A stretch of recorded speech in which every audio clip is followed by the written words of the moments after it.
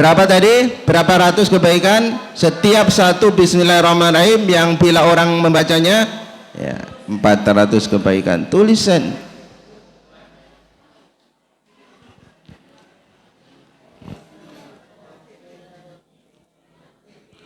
Wa qala sallallahu alaihi wasallam, kemudian Rasulullah sallallahu alaihi wasallam bersabda lagi, man qala bismillahirrahmanirrahim marratan la yabqa min dhunubihi dzarratan.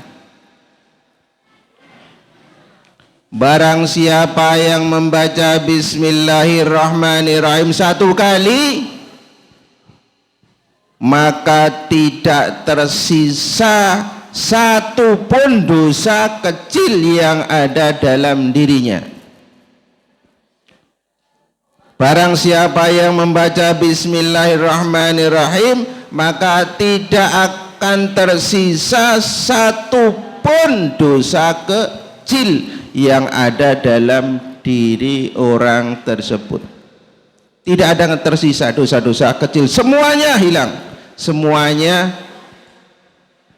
hangus, semuanya lenyap dosa-dosa kecil. Adapun dosa-dosa yang besar itu ada caranya untuk menghilangkan. Masuk ke bab keterangan yang berbeda. Apa tadi? Barang siapa yang baca bismillahirrahmanirrahim satu kali, maka tidak akan tersisa dosa-dosa kecil, semua dosa-dosa kecil yang ada dalam dirinya yang dia miliki.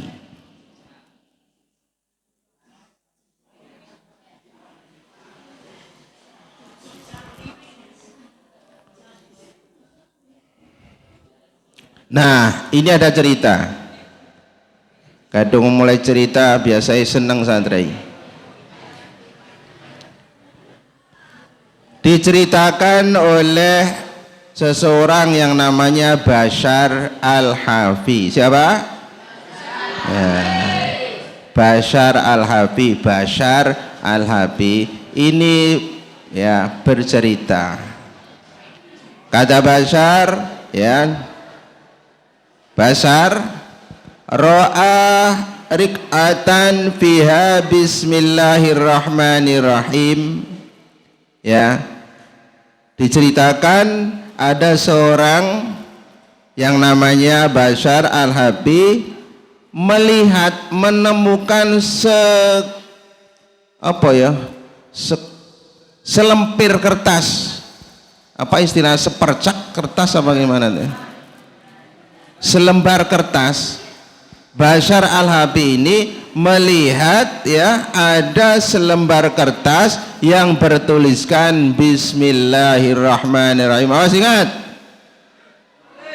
Ya, diceritakan Bashar Al-Hafi ini pernah melihat, menemukan ya selembar kertas yang berisikan bismillahirrahmanirrahim wa kana ma'hu salasuna darahima.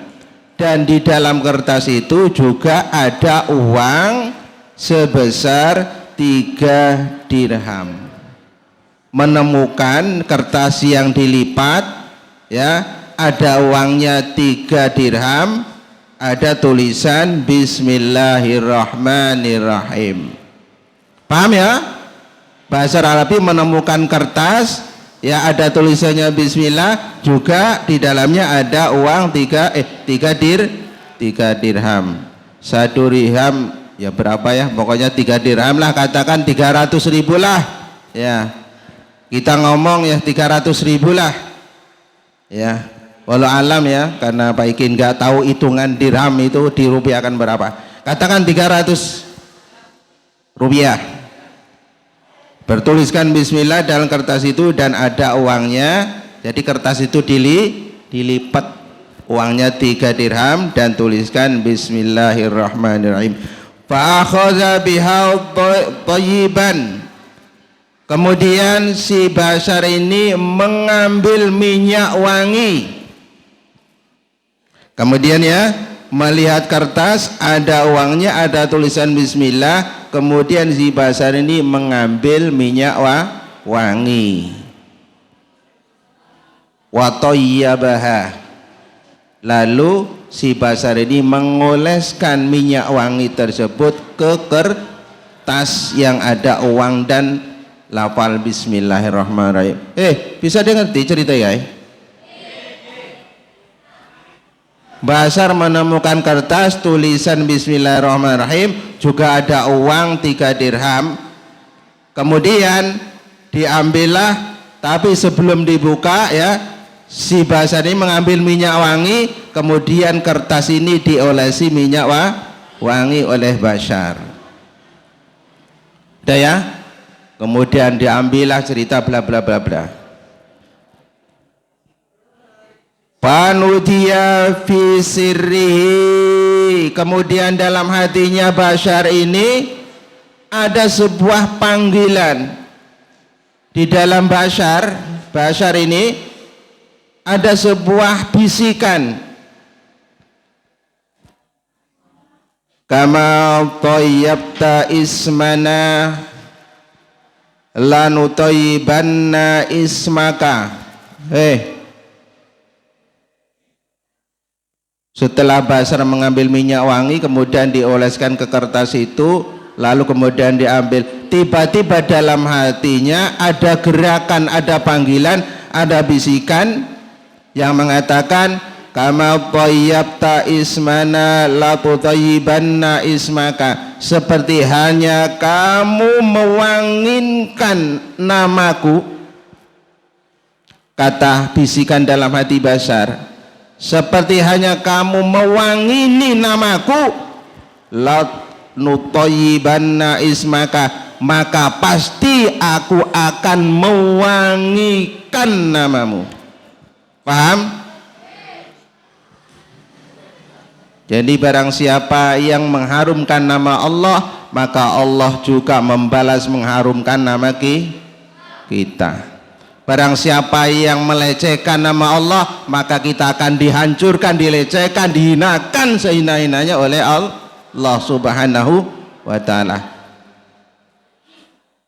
Membakar Al-Quran, maka dia akan dihinakan sehina-hinanya oleh Allah dengan mati yang sangat mengenaskan.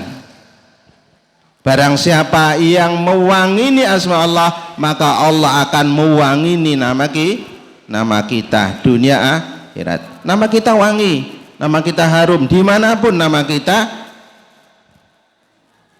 tidak akan ada nama yang buruk di tengah manusia. Nama kita, insya Allah.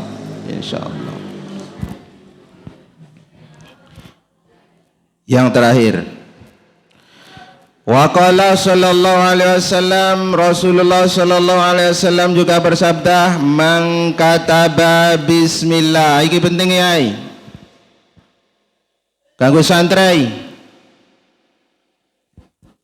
Ayo yang terakhir, man kataba bismillahi fajawwada ta'ziman lillahi ghufira lahu ma taqaddama min dzambihi wa ma ta'akhkhar. Terakhir ini, barang siapa yang menulis bismillahi atau lengkap bismillahirrahmanirrahim, kemudian memperbaiki tulisannya,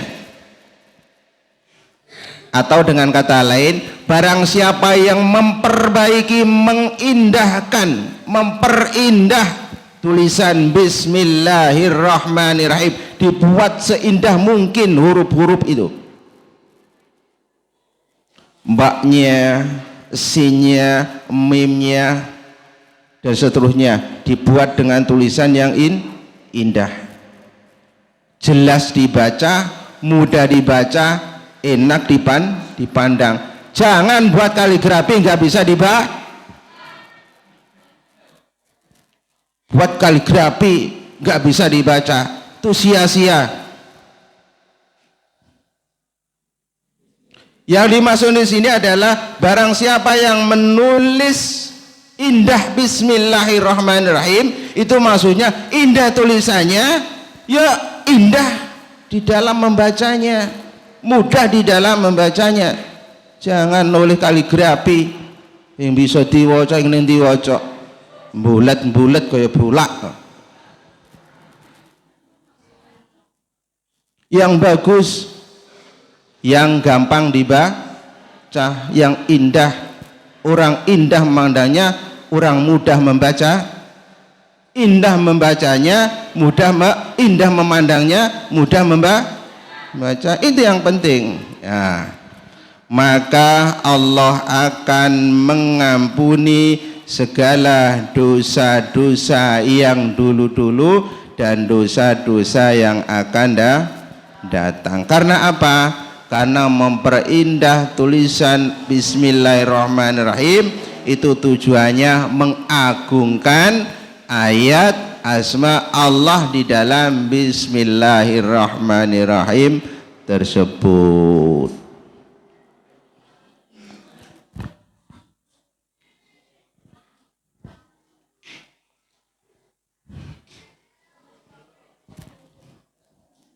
Terus yang nulis terus, jangan kalah sama yang tidak nulis.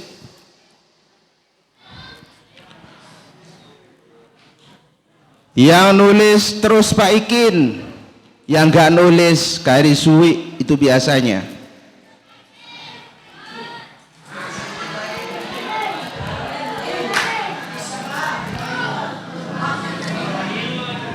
Yang tetap bilang terus itu berarti dalam hatinya dikaruniai hikmah oleh Allah melalui malaikatnya Allah Subhanahu wa taala.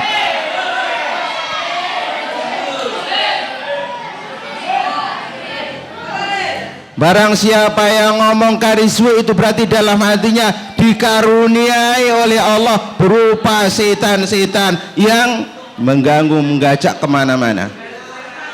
Terus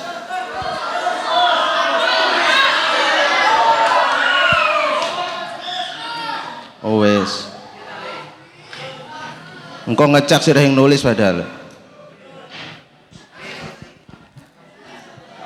Wapi riwayatin, ya ini masih nyambung bismillah ya, kalau dipotong nanti endingnya itu nggak nemu, endingnya nggak nemu.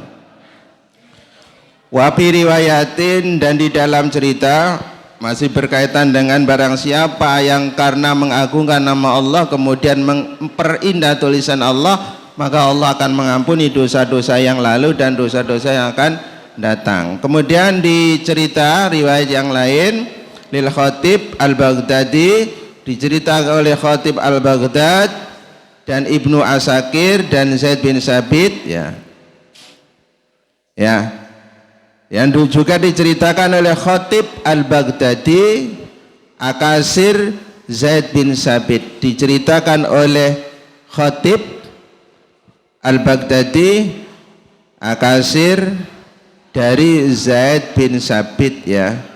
Jadi diceritakan datangnya cerita ini dari Zaid bin Sabit. Awas, ini ending ya, ending dari tulisan tadi itu, biar sinkron ya, biar mafhum. Idza katabta bismillahirrahmanirrahim, hai santri, bila kalian menulis bismillahirrahmanirrahim,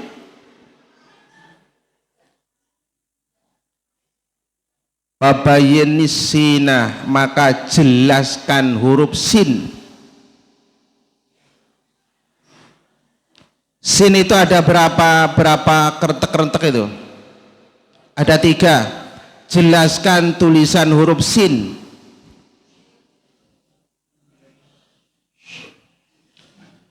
Jelaskan huruf sin, tulisannya huruf sin, jelaskan, jangan bulat-bulat. Sin itu ada 3 not ya, 3. Enggak, kayak W itu, 1, 2, kayak W ya, garis 3 kecil, ketika digabung kayak W. 1. Santri, bila kalian membaca bismillahi, sinya itu perjelas bahwa ini huruf sin. Garis 3 itu jelas ketika digabungkan seperti huruf W, huruf tasdid bihi di dalam tulisan bismillahirrahmanirrahim. Itu satu. Itu apabila kamu mau menulis bismillahirrahmanirrahim, idza arata kita pada zalika, apabila kamu menginginkan menulis bismillahirrahmanirrahim, maka tampakkan perjelas huruf sinnya.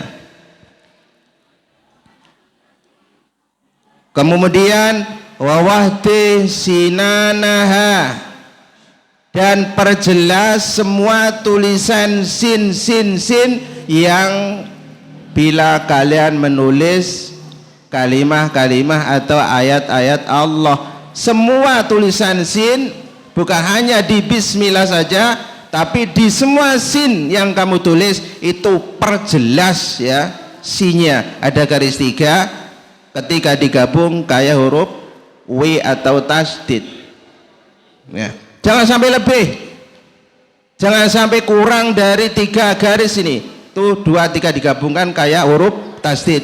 Jangan sampai kurang, hanya 2 kayak U. Jangan sampai lebih, 4 kayak apa itu?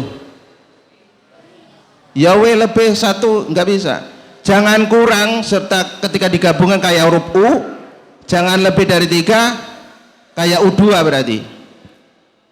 Jangan. Pokok pastikan kayak tasdid atau kayak huruf abjad kayak W ketika digabung garis 3 ini, ketika baca sin, tulis sin ya.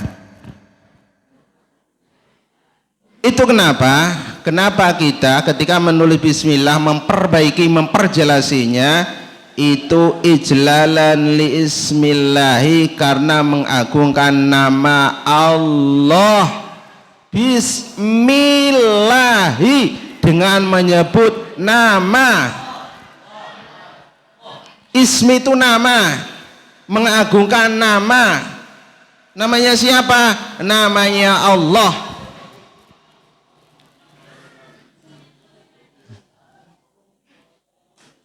Dah, ini sudah sinkron kepada kita menulis bismillahirrahmanirrahim tadi.